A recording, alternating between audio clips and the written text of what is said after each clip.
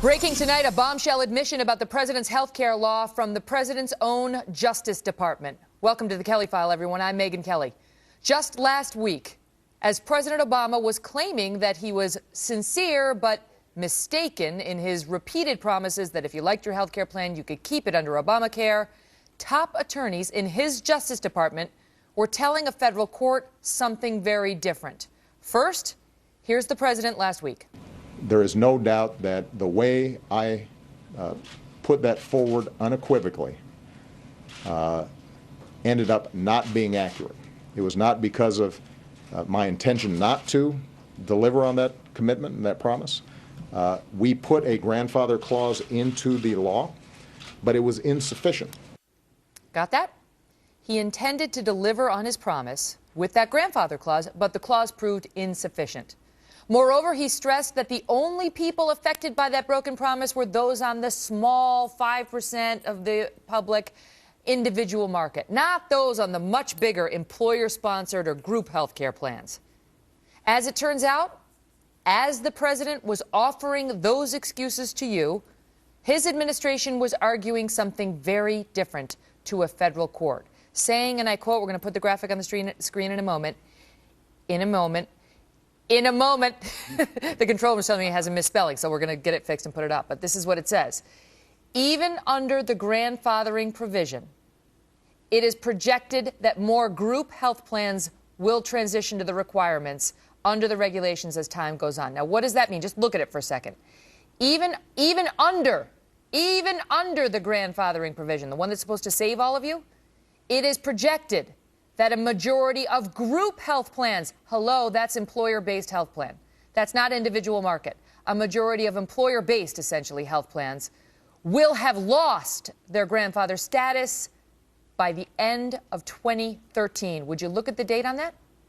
The date of this memo that the DOJ was arguing this in federal court was October 17th, 2013. This brief was pending and alive, and it still is, as the president was telling you he meant to take care of everyone in the individual market with the grandfathering provision. And by the way, it's only the individual market, and it's not employer-based health care. Got it? The president says X, and the DOJ says not X. So not only now do we have an admission that the president knew this was going to happen, but as for his claims last week and over the past couple of weeks that we're just talking about this puny portion of the market, the individual market, just 5%. Those are the only ones going to lose their health plans. Well, it's not that. You hear it there in the DOJ's brief. Employer-based coverage. Employer-based coverage is also at issue. Remember, President Obama has said over and over again, since this whole thing broke and we saw all these policies getting canceled, he has come out repeatedly to try to urge a belief that this whole debacle only affects a small percentage of the population. For the vast majority of people who have health insurance that works, you can keep it. For the fewer than 5% of Americans who buy insurance on your own, you will be getting a better deal. We're talking about 5% of the population who are in what's called the individual market. They're out there buying health insurance on their own. You have an individual market that accounts for about 5% of the population, and our working assumption was, my working assumption was, that the majority of those folks would find better policies at lower costs or the same costs. Andrew McCarthy is a contributing editor at National Review and a former federal prosecutor, and he posted a link to this brief in his column, and it's all here, black and white, what his DOJ was doing. Yeah, no, absolutely. Look, this is part of the fraud. This has been fraudulent from the beginning. This provision itself, the grandfather provision, is just a dog and pony show from the beginning. It's to say that they had a grandfather provision. It was drafted about as narrowly as you can draft it. In fact, the Republicans actually in 2010 tried to turn it into a meaningful safe harbor, and they were voted down by every Democrat. Every single one. Including the ones who are now out there crusading that you should get your health care back. And claiming they were confused by the president. They believed the president, even though it was specifically put in front of them and said, but the president hasn't been truthful, because if you look at these regulations, there really is no meaningful grandfathering, and they No. said, oh, naysayers. Okay, but put that to the side, Right. because this brief is significant. This is the administration in a dogfight about Obamacare. Yes. And who's the client, by the way? You mentioned the Justice Department. That's right. The defendant in this case is Kathleen Sebelius's Department of Health and Human Services, the agency or the department that actually administers Obamacare. So this is all over the religious liberty religious mandate. liberty. Right. And the contraceptions and so on that religious groups are now going to have to provide to their employees. Right. And so the administration in this case goes in and tells the court, I mean, take the legalese out of it and tell us what that full screen we had on the board up there, what does it actually say? What they're basically saying is that we have this grandfather provision. They don't say in there, by the way, that's what the president's relying on to say if you like your health care plan, you can keep your health care plan, period. Mm-hmm. We have this grandfather provision, but it's fading away. In fact, by the end of 2013, we anticipate that most who were covered by the grandfather provision will lose their coverage. And they're not just, the shocking thing about this is they're not just saying, and it's only those on the individual market, Judge. I mean, this is in writing saying it is most group health plans. Megan, that's not only is that true, they cite to a Kaiser study, which is about employer health plans. I mean, the whole thing is about employer health plans. They cite to a page in the Federal Register, which also is about employer health plans, and basically estimates that about 7 out of 10 people on the high-end estimate who have employer health plans, these are the people who get their coverage at work, are going to lose that coverage. Now, we knew about that piece in the Federal Register. We talked about that a while back because it was shocking when we first saw it about the estimates from the administration on how many people were going to lose their policies or have them changed significantly under Obamacare. But what we have now is the Department of Justice running into court and touting it. Yes. Today, present day, because that regulation was 2010, that right after Obamacare was passed. This is present day, them going into court and saying, trust us, Judge, the majority of people who have group health plans are going to be canceled. That's exactly right. What does that mean? What does canceled mean in the group healthcare context? It doesn't necessarily mean the same for people who have employer-based insurance as it does for those in the individual market. Yeah, the word they use is transition. They don't say cancel. They do say lose your coverage, which means that you won't have the same coverage that you have Is now. that like we're not breaking up? We're just transitioning into new relationships that have nothing to do with one another. Now you're hurting me here. But yeah, that's exactly right. I mean, basically they're taking you from what you have now to something else that they prescribe, which you would never get on your own if you had your own choice. Right, and it speaks not only to the individual market, but in particular to small businesses and group health care. Andy, the polls show that the majority of the American people do not believe this president, and they believe he's been dishonest, and they believe he's been dishonest specifically about health care. Having reviewed this brief, your last thought? This is about as insidious as it gets, because the grandfather clause was what he looked everyone in the country in the eye over and said, if you like your plan, you can keep your plan. And what this shows is that they never thought the grandfather clause was real in the first place. Mm-hmm. And the president was out last week saying that it was sincerely held belief. It was sincere, but it was accurate.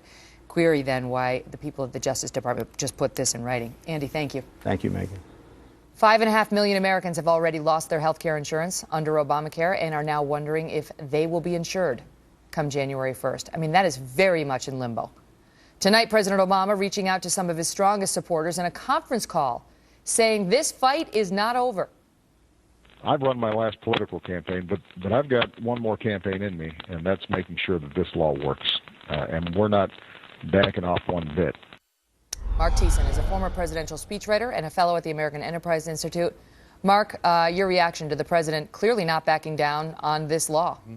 Yeah, no, he's got two different Democratic factions that are pulling him in opposite directions. The first faction is the one that he was just speaking to there, 200,000 people of his liberal base. And they are terrified by the failure of Obamacare because to them it's not just the signature achievement of the Obama administration, it's the signature achievement of big government liberalism. If this fails, the liberal project will be set back for a generation.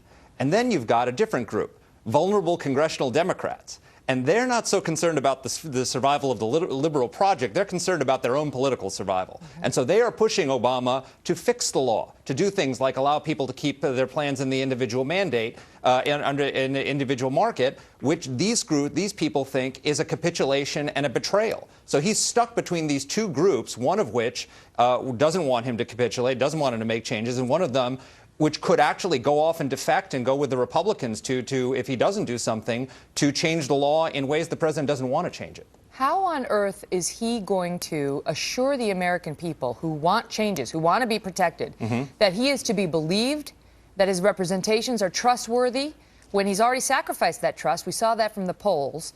And then his lieutenants in the Democratic Party, you take it beyond the president, don't seem to have a foothold in reality sometimes, Mark. And I say that because of the following example. We played this on the Friday show. Nancy Pelosi was asked about what was clearly false. I mean, the president's repeated false assurances on if you like your plan, you can keep them. Something the president has admitted was inaccurate. And listen to Ms. Pelosi juxtaposed against the president himself. Did I ever tell my constituents that if they liked their plan, they could keep it? I would have if I had ever met anybody who liked his or her plan, but that was not my experience.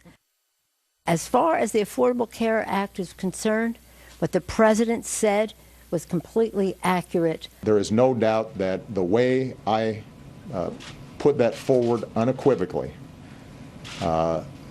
ended up not being accurate. Hello? Hello? Ended up not being accurate. I mean, she's completely out of touch. But she is saying it is accurate, and even the president is saying it wasn't. Yeah, she's very lonely on the Democratic side right now, and that's why she lost 39 Democrats voting with the Republicans on the Keep Your Plan bill. How are we supposed to believe these people? She's on Meet the Press this weekend. Why are the American people supposed to believe anything she says? You know, President Obama learned the rule of holes, that when you're in a hole, stop digging. But Nancy Pelosi's still there with her shovel, digging him further. It's a basement. I love basements.